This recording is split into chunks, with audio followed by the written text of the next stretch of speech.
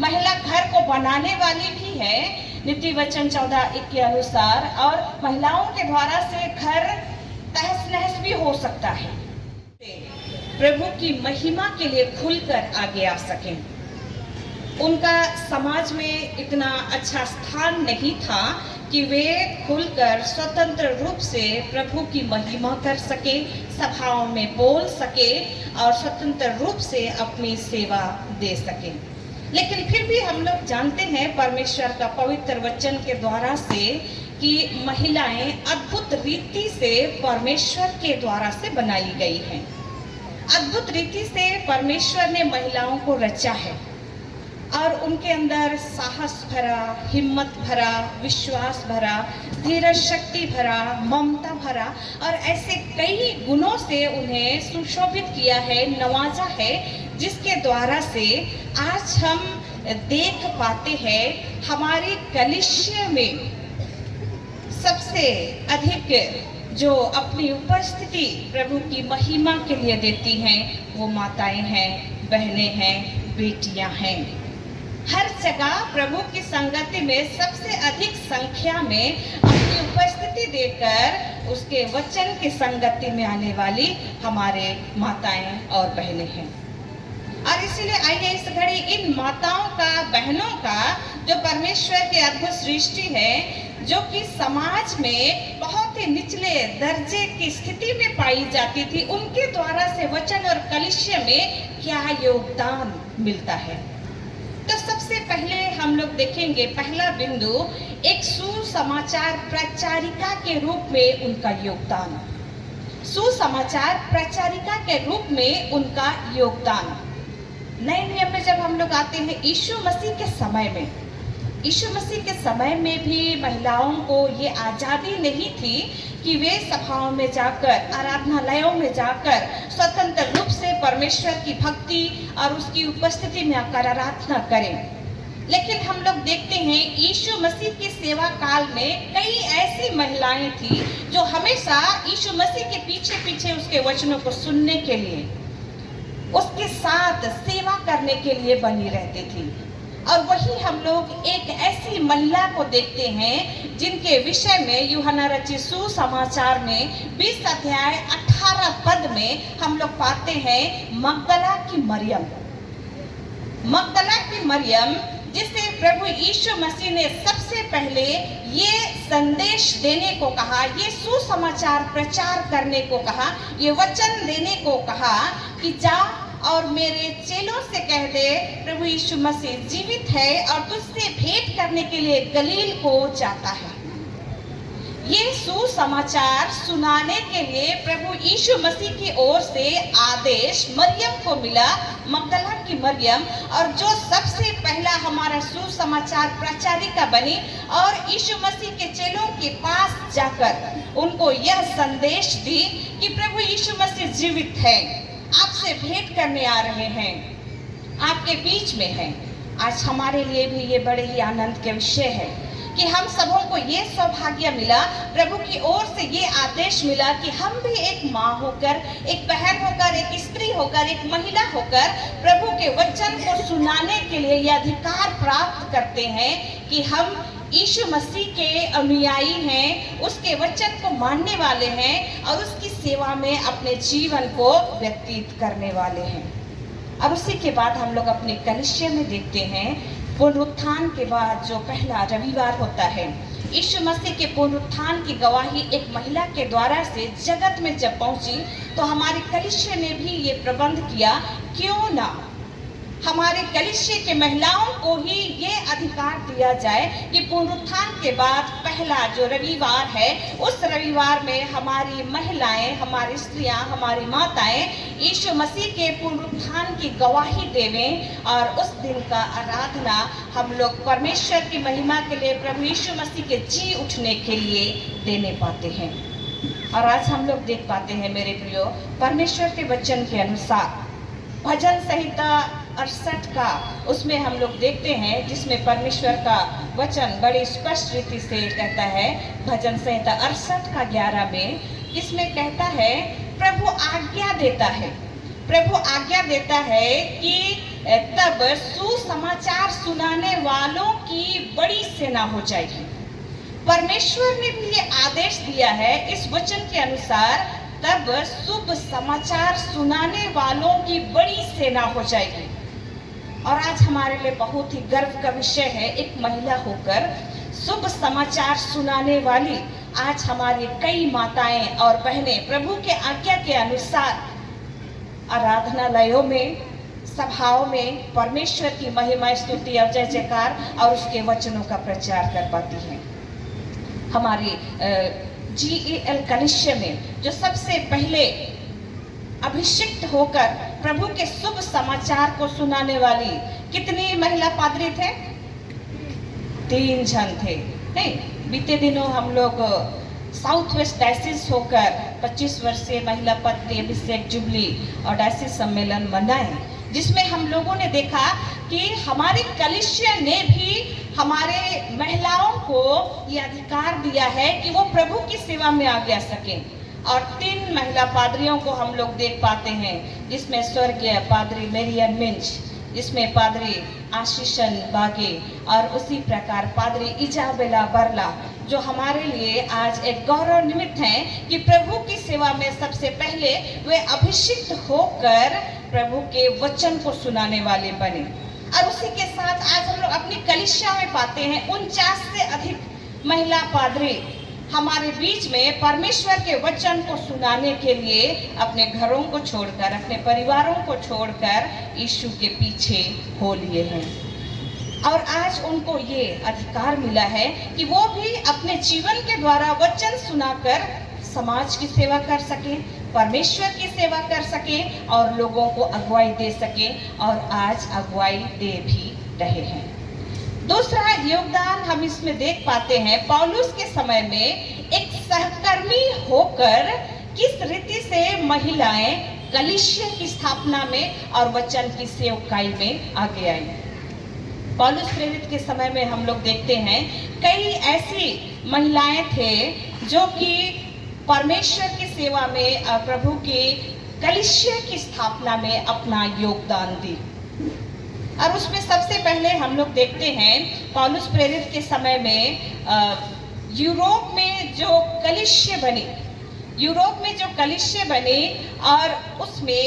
Europe में सुसमाचार प्रचार करने के लिए पौलुस और सिलास जब जाते हैं तो वहाँ हम लोग देख पाते हैं कि वे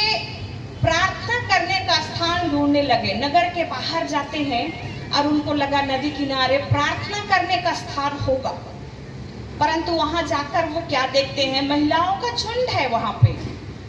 और वो महिला एक दूसरे से बातचीत कर रही हैं। तो पौलुस और सिलास वहीं जाकर उनकी सुधि लेते हैं, उनसे बातचीत करते हैं, और उसी समय हम लोग देख पाते हैं कि फिलिपी की कलीसिया के संस्थापक के रूप में महिलाएं सदस्य बनी। फिलिपी की पत्री में 4 अध्याय 1 से 3 पद में हम लोग पाएंगे पौलुस और सिलास के साथ में यूरोप में जो कलीसिया बनी, उन कलीसियाओं की संस्थापक महिलाएं थी, क्योंकि उस समय कई ऐसी महिलाएं थी जो पौलुस और सिलास के वचन को सुनकर प्रभु यीशु मसीह पर विश्वास किए। उसमें हम लोग लुदिया को पाते हैं, जो कि एक बहुत ही कुशल व्यापार करने वाली महिला थी, बैजनी वस्त्र बनाती थी और इतनी उपकारिणी थी, लोगों के लिए बहुत ही अच्छे दयालु कामों को किया करती थी। उसने पौलुस के लिए अपने घर के दरवाजे को खोला, और उसी के साथ हम लोग देखते हैं पौलुस और सिलास ने जब उसको बंदी बना लिया गया, तब उन्होंने कहा कि जिन महिलाओं ने हमारे सुसमाचार प्रचार करने में बहुत ही सहायता की है, तो उनकी मदद करना। लुदिया जो कि बहुत ही ऊंचे घरानों में अपने वस्त्रों को बेचती थी, बड़े बड़े घरानों में जाकर वो प्रभु के वचन को सुनाती थी और लोगों को जोड़ती थी। और उसी के साथ हम लोग देखते हैं कई ऐसी महिलाएं, जिनमें प्रिस्किला है, अक्विला है, फिलिपुस की 4 बेटियां हैं, और उसी प्रकार फीबे नाम की एक ऐसी महिला को पाते हैं जिसने क्रिकिया की कलीसिया की स्थापना की। यूरोप में जिन कलीसिया की स्थापना की हम बात कर रहे हैं, फिलिपी की कलीसिया, और उसी प्रकार फीबे जो कि ग्रीकिया की कलीसिया की स्थापक के रूप में पाई जाती है, 2 जगह यात्रा करते हुए वो प्रभु के वचन की सेवा कर रही थी। आज हमारे लिए भी बड़े आनंद की बात है कि हम देख पाते हैं पौलुस के समय में प्रेरित के रूप में महिलाएं गिनी गई, संस्थापक के रूप में अपना योगदान देते हुए प्रभु की कलीसिया के लिए आगे बढ़ी। आज हम लोग यदि अपने छोटा नागपुर में कलीसिया की स्थापना की बात करते हैं, हमारे छोटा नागपुर में कलीसिया की स्थापना की जब बात करते हैं तो हमारे 4 मिशनरी आए थे। उन सबों को हम लोग अच्छी रीति से जानते हैं, परंतु उन मिशनरियों के साथ में हमारी कई ऐसी महिला मिशनरी भी थी जो कि छोटा नागपुर में हमारे कलीसिया खड़ा करने के लिए, वचन प्रचार करने के लिए अपना योगदान दी। कई हम ऐसे हैं जो उनके नामों को हम लोग जानते भी नहीं हैं, परंतु उनमें से एक नाम को मैं रखना चाहूंगी, मिस स्टेनर एरेनी। मिस स्टेनर एरेनी जो 1908 से 1914 के बीच में, समाचार 14:6 में हम लोग जानते हैं, मार्ग, सत्य और जीवन तो यीशु है, यीशु में वो लोग बने हुए थे। और उनसे यहाँ कहता है कि वो बहुत आनंदित है कि ये लोग आज सत्य में बने रहकर अपने जीवन को व्यतीत कर रहे हैं, परंतु उनसे ये भी कहता है कि हमारे बीच में यदि कोई तुम्हारे पास आए, जैसी शिक्षा हमें मिली है उसके अनुसार उनकी शिक्षा ना हो तो उन्हें आने मत दो। यूहन्ना की दूसरी पत्री में जो चुनी हुई महिलाएं थी, उन महिलाओं को ये दायित्व दिया जाता है, आपके बीच में कई ऐसे लोग आएंगे और उनकी शिक्षा आपकी कलीसिया की शिक्षा से, सिद्धांत से, आपके अखंडता पे सवाल करने जैसी शिक्षाएं होंगी, तो उनको कहा जा रहा है कि उनको बाहर से ही नमस्कार कर दीजिए, बाहर से ही उनको भेज दीजिए। वहाँ ऐसी परिस्थिति थी कि वहाँ की अखंडता और सिद्धांत और वहाँ की शिक्षा के विरुद्ध में कुछ ऐसे लोग थे जो उनकी अखंडता को तोड़ने का प्रयास कर रहे थे। आज हम लोग देखते हैं महिला सबसे कोमल भी होती है और सबसे ताकतवर भी होती है। महिला घर को बनाने वाली भी है, नीति वचन 14:1 के अनुसार, और महिलाओं के द्वारा से घर तहस नहस भी हो सकता है। उत्पत्ति की किताब में 3 अध्याय में हम लोग पाते हैं, जब हवा अकेली थी, दुष्ट आया, उसको बहकाया और पाप में गिरा दिया। हम महिलाएं बड़े ही कोमल हैं, बहुत जल्दी बहक जाती हैं, और इसीलिए कोई भी हमें अपने मीठी और कुछ अच्छी बातों के द्वारा से हमारे विश्वास, सिद्धांत और अखंडता से हमको अलग कर देता है। परंतु आज यूहन्ना की दूसरी पत्री में बता रहा है कि वो चुनी हुई महिलाएं कोई भी हो सकती है, जैसे हमारे टोला में टोला पंच हैं, हमारे मंडली में भी हमारे मंडली महिला पंच हैं, और उसी के साथ हम लोग देखते हैं कई अच्छे पद में आसीन हमारे ले उमेन हैं। ये चुनी हुई महिलाएं हैं, और इन लोगों से आज ये कहा जा रहा है कि आप अपना योगदान दें, आपका सिद्धांत, आपका विश्वास और अखंडता को बनाए रखने के लिए। और इसीलिए आज हमें ऐसी परिस्थिति में जो योगदान इन महिलाओं के द्वारा से बाइबल में हमें मिली है, आज उस योगदान को देने का समय हमारा भी है, क्योंकि आज परिस्थितियां ऐसी है कि हमारे सिद्धांत पर, हमारे विश्वास पर, हमारे अखंडता पर, हमारे कलीसिया पर कई ऐसे सवाल खड़े किए जाते हैं। और ऐसे समय में यदि बाहर से कोई लोग आकर हमारी कलीसिया के विश्वास की शिक्षा के अनुसार हमको शिक्षा ना दे, तो हम उन्हें आने ना दें। और इसीलिए मेरे प्रियो, ये चुनौती का समय हम बहनों के लिए, महिलाओं के लिए भी है। और इसी में हम लोग आखिरी बात जो देखते हैं, हमारे छोटा नागपुर की कलीसिया को सुदृढ़ करने के लिए एक विशेष योगदान एक महिला के द्वारा से, वो है ऑटोनोमस हासिल होने के बाद में जो आर्थिक संकट पड़ा, उस संकट से उबारने के लिए, कलीसिया को सुदृढ़ करने के लिए महिला टक्कर माँ पेरिस की एक बहन,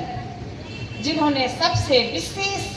कदम उठाया और कहा कि हम घड़ा शेरनी दान देंगे, एक मुट्ठा चावल प्रार्थना के साथ में पकाते समय रखेंगे और उसे कलीसिया के काम के लिए हम लोग गिरजा में चढ़ाएंगे।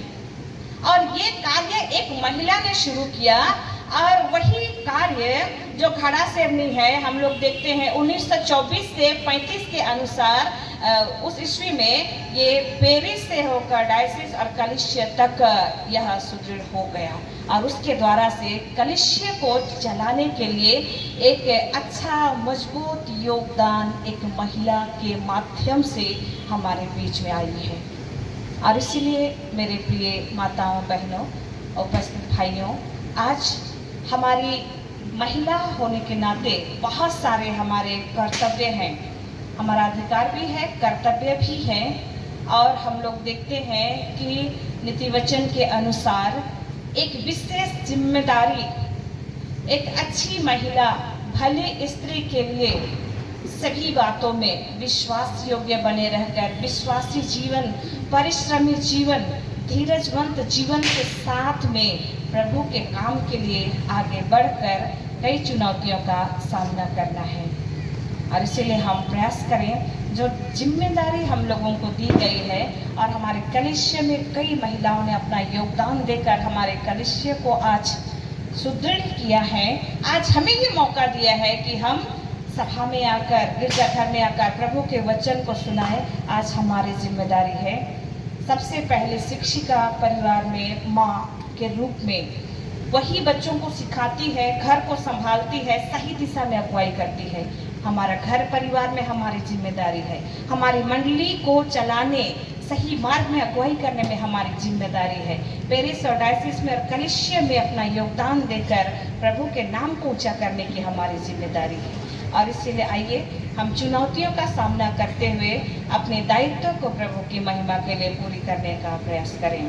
वचन और कलिसिया में महिलाओं के योगदान के विषय हमने जो भी सुना, प्रभु उन शिक्षाओं में हम सबों को आशीष दे। आमीन।